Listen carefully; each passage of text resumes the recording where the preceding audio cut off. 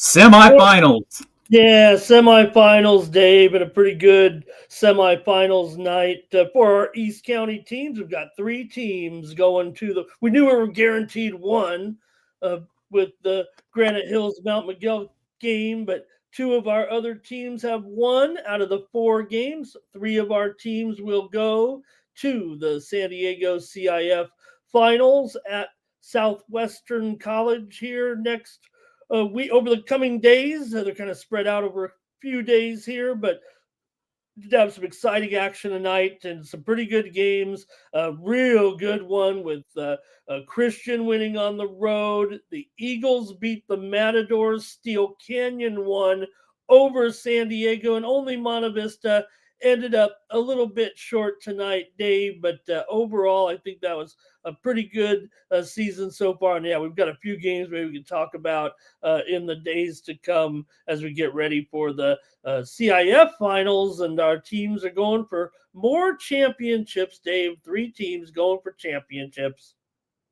Yeah, it's funny.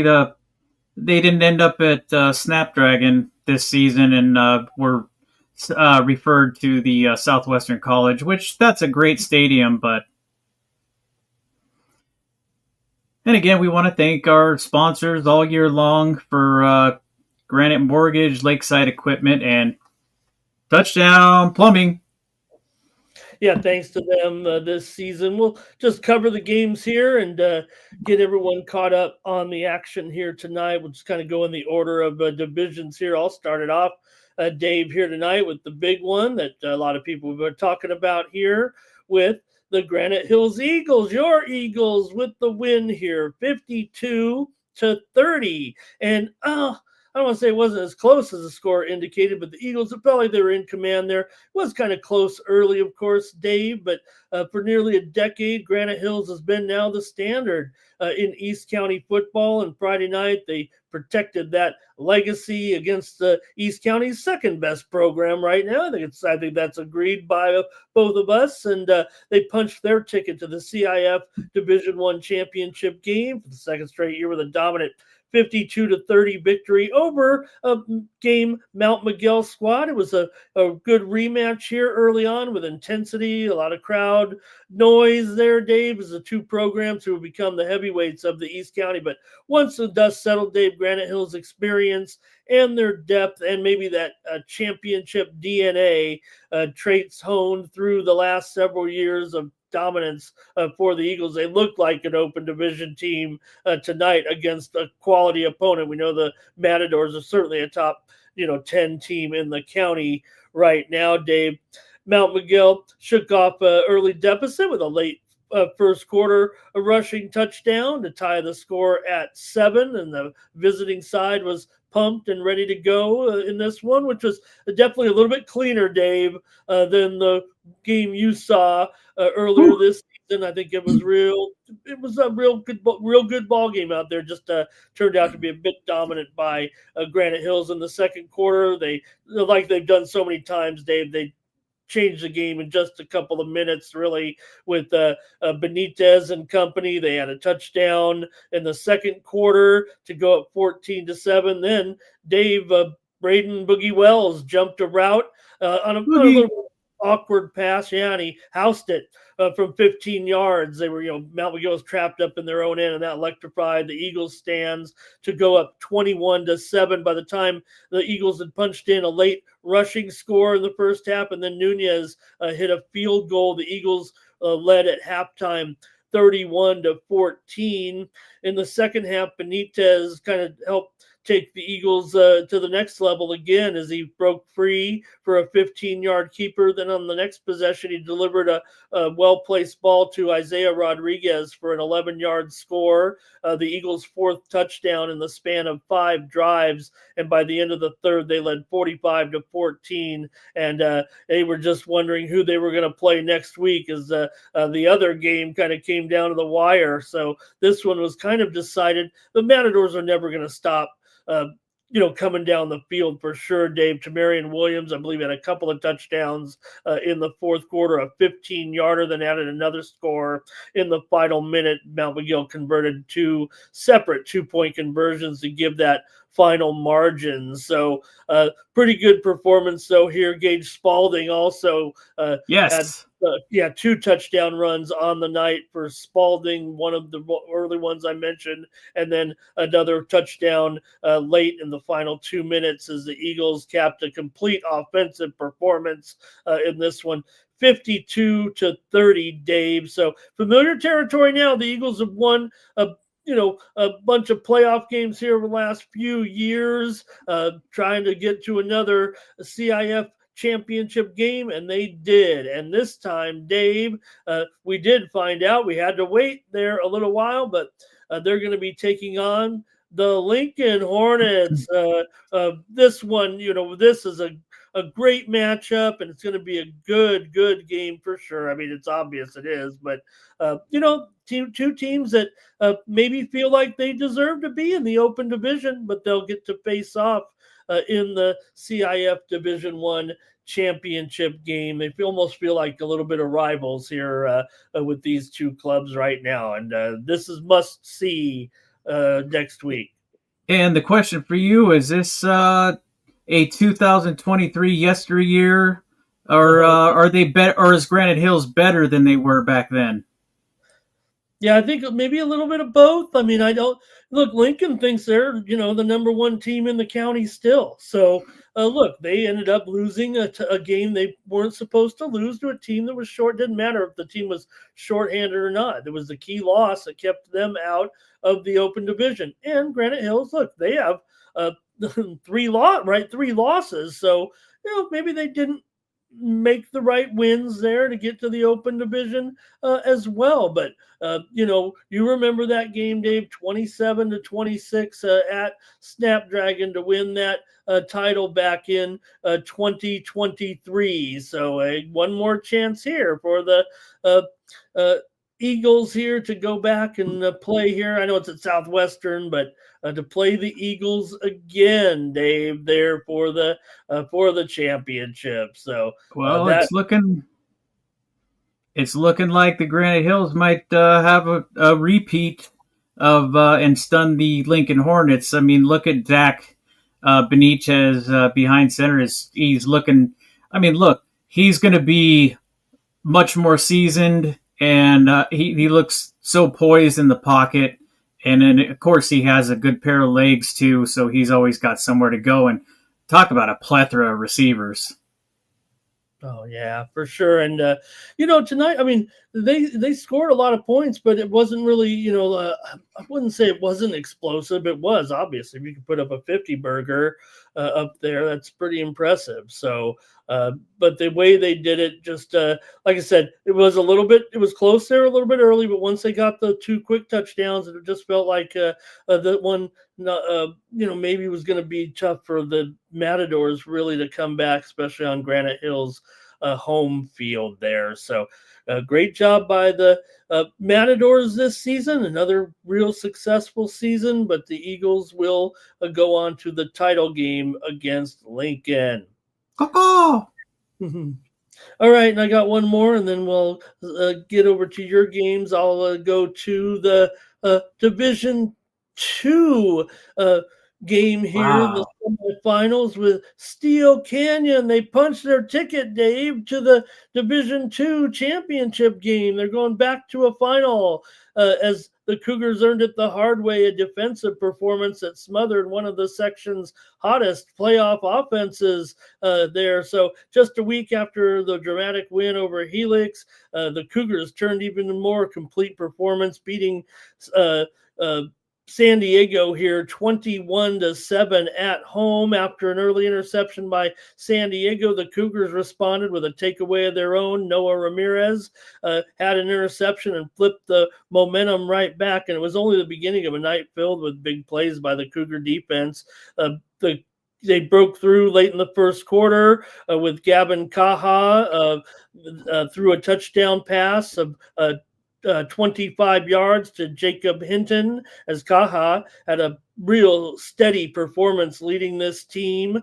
Steel Canyon doubled the lead midway through the second quarter as Abel Lopez powered across for a 5-yard touchdown, his sixth touchdown of the season. San Diego did close the half with a short touchdown to make it 14-7, and there was some, not doubt, but at halftime, you certainly had to be thinking that, hey, San Diego's in this game here on the Cougars territory here at just 14-7. But then the second half belonged to the Cougar defense. The secondary, the linebackers, and the pass rush repeatedly forced San Diego off off target. Really, the Cavers had some issues, and just under 6 minutes to play, Steel Canyon delivered the knockout blow. Kaha hit Hinton with a pass over the middle, and Hinton took it all the way 32 yards for a score to make it 21-7. It was a great performance by the defense as well, led by Gunnar Minich and Zakarian, also with the sacks in there, and Yara also with some big plays for the defense. So great job by Steel Canyon, Dave, and they'll be heading to the Division II championship where they will face the only undefeated team in San Diego Ouch. County this season, the Eagles of Santa Fe Christian. It's tough, Dave. You got a defense here like Steel Canyon's playing right now going up against Santa Fe Christian, Dave, and they're this hot young offensive coordinator that they have by the name of Drew Brees, or quarterback's coach, I should say, but nonetheless, he's got his fingerprints all over this Santa Fe squad. And so that'll be another tough, but you got 1 seed and 2 seed here in the Division II championship game between Steel Canyon and Santa Fe Christian. That'll be a real good one too next week. A hot offense against a real steady defense. A real great game in the Division II finals next week. Boy, I wouldn't want to play Santa Fe Christian at home, though. Boy. Yep, and all these, of course, at Southwestern, though, so that helps out. Okay, Dave. Hey, you had your eyes on a couple of games tonight, and man, let's talk about the best performance. Another win here, Dave, for the Christian Patriots on the road again as an underdog, Dave. Wow. Yeah, the story really was also Caleb Runkle got hurt in the middle of this game, really, and to come out just basically holding on for dear life at the end of the game to win it 20-17.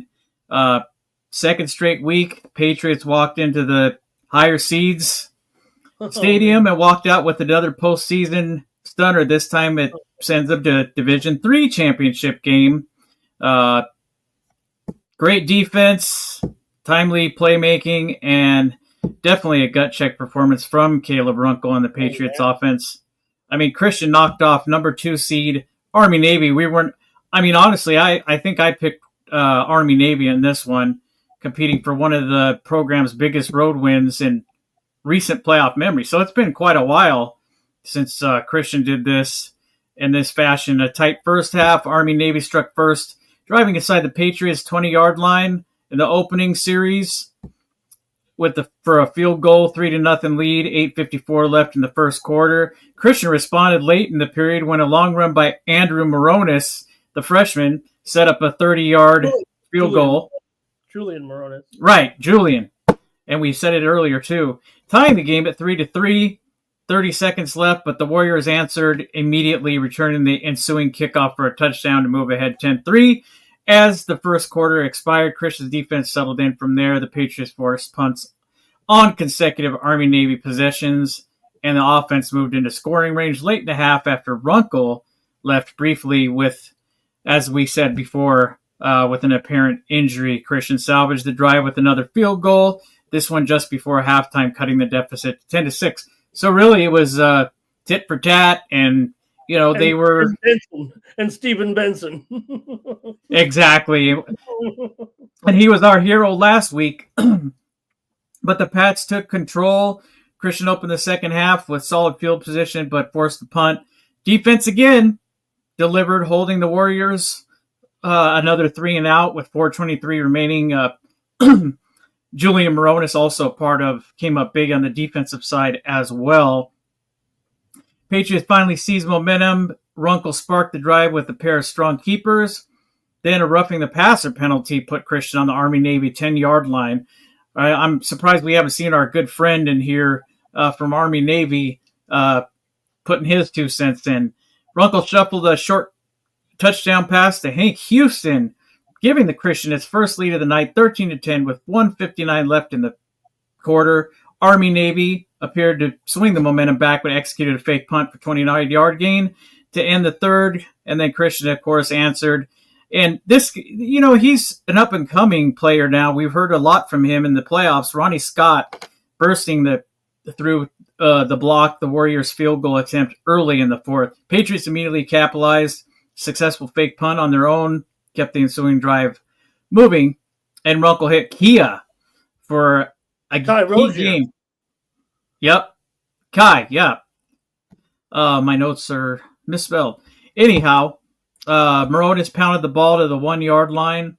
After a timeout on the 4th and 2, Runkle's tip pass found Soren Lucy in the end zone for a clutch touchdown, ending Christian's lead to 20-10, extending, I should say.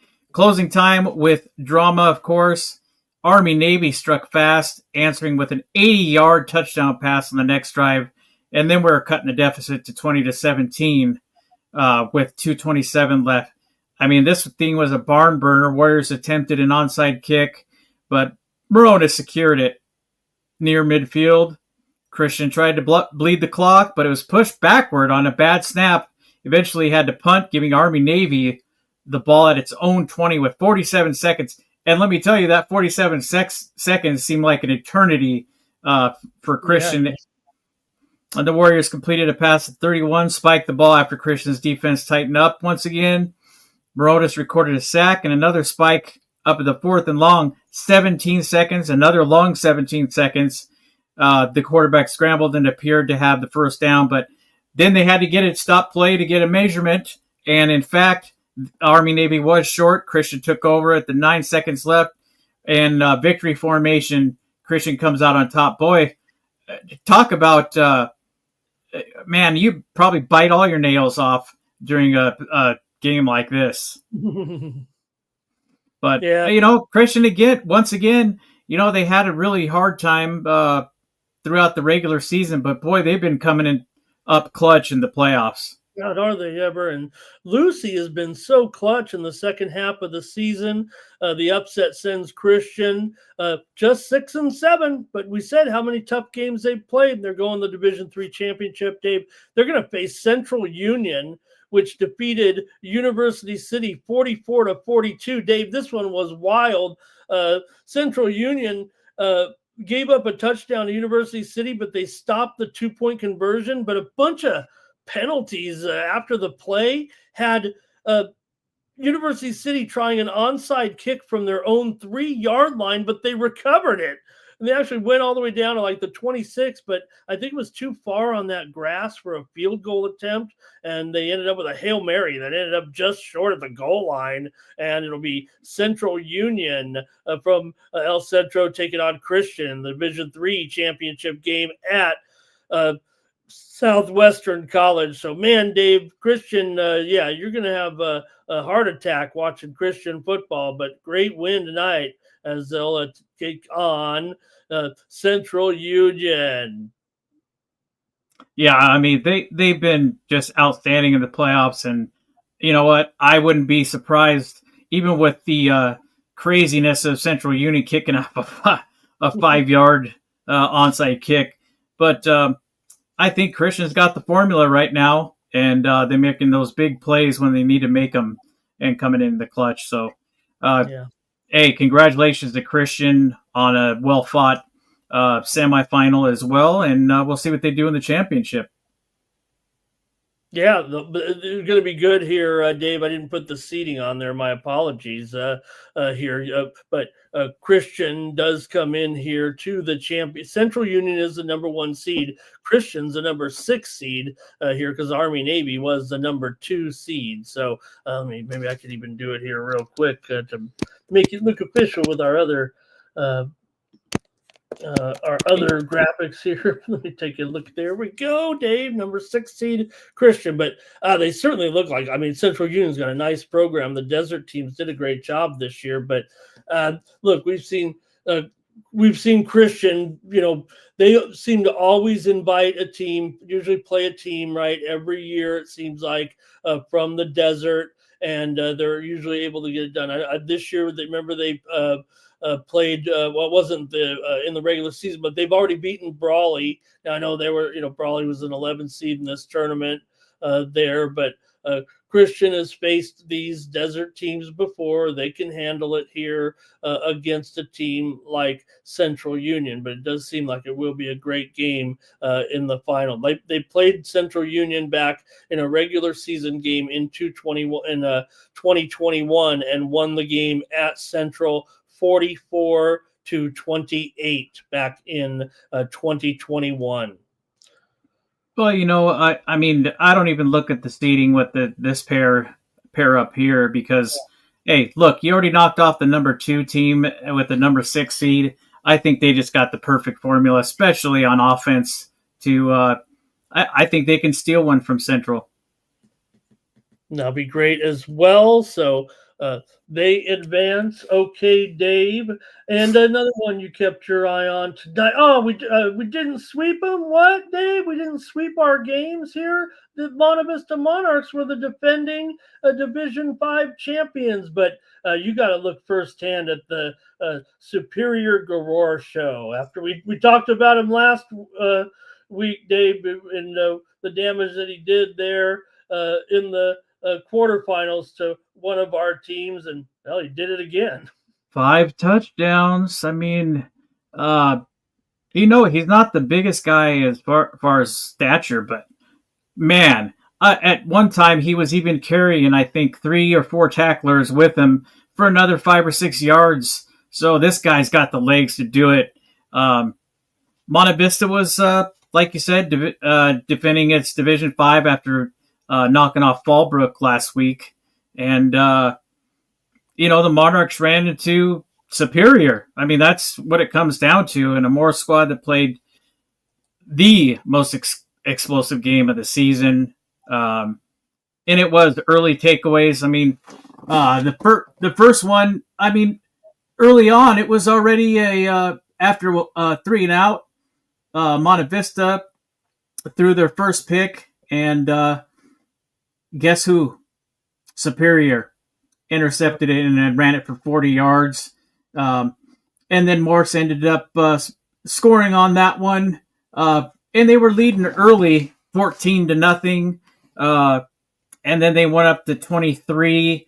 Monta Vista started the second half, though, and they got a pair of touchdowns, but they couldn't make the extra point the first time. It was wide left, I believe.